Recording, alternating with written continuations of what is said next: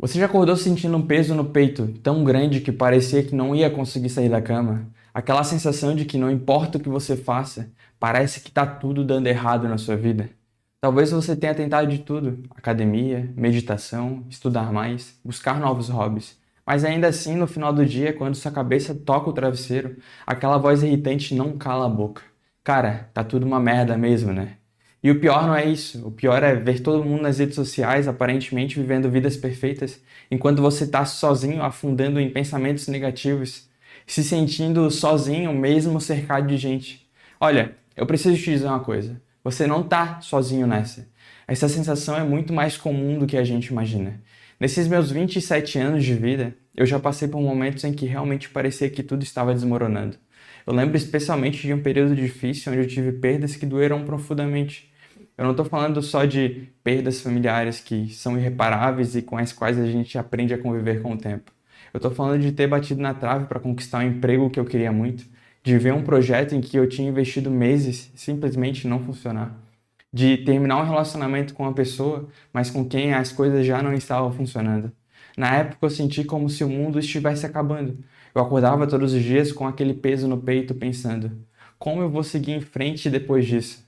A minha rotina tinha virado um ciclo vicioso de procrastinação, busca por validação externa e tentativas frustradas de começar de novo a cada dia. Eu até consegui manter meus hábitos de treinar, mas eu não tinha vontade nenhuma.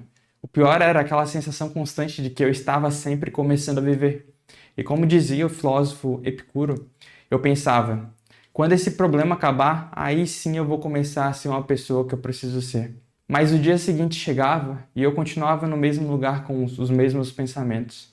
Eu cheguei a um ponto tão baixo que estava constantemente buscando validação, seja nas redes sociais, indo para balada ou em relacionamentos casuais. Qualquer coisa para preencher aquele vazio que parecia crescer dentro de mim.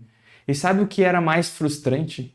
Ver todo mundo ao meu redor aparentemente progredindo, conquistando objetivos enquanto eu me sentia parado no mesmo lugar, como se eu estivesse jogando uma bolinha para frente, mas nunca conseguindo alcançá-la. E essa bolinha, basicamente, eram os meus sonhos, a minha vontade de conquistar novas coisas. E tudo começou a mudar numa tarde de domingo. Eu estava deitado, encarando o teto, sentindo aquela bad por ter ido dormir super tarde no dia anterior, quando eu tive um insight que mudou tudo. Trabalhando com tecnologia, eu aprendi que quando algo não funciona, a gente não joga tudo fora. A gente não olha para um problema e diz: tá tudo quebrado, vamos desistir. A gente para, respira e começa a separar o que funciona do que não funciona.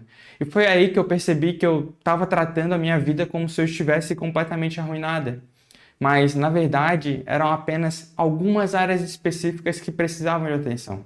Eu estava cometendo o erro da generalização. E sabe quando você diz que tá tudo uma merda? Isso é uma armadilha mental.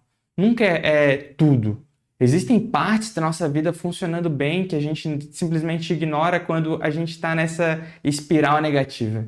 Então, eu decidi aplicar uma abordagem diferente. Eu pensei em dividir os meus pensamentos em partes menores e lidar com um de cada vez. Foi como tirar um peso enorme das costas. Eu percebi que não era tudo que estava uma merda. Eram coisas específicas que precisavam de atenção. Você já parou para pensar como essa generalização tóxica afeta suas decisões diárias? Como ela te paralisa? Depois desse insight, eu desenvolvi 3 pequenas táticas que me ajudaram a sair daquele estado. Não são soluções mirabolantes, mas funcionam para mim e podem, quem sabe, funcionar para você também. Primeiro, eu comecei a ter um diário de gratidão. Todo dia antes de dormir, eu comecei a listar 3 coisas específicas que não estavam uma merda. Podia ser algo simples como: consegui fazer um bom treino hoje, o café estava bom, eu ajudei alguém com um problema.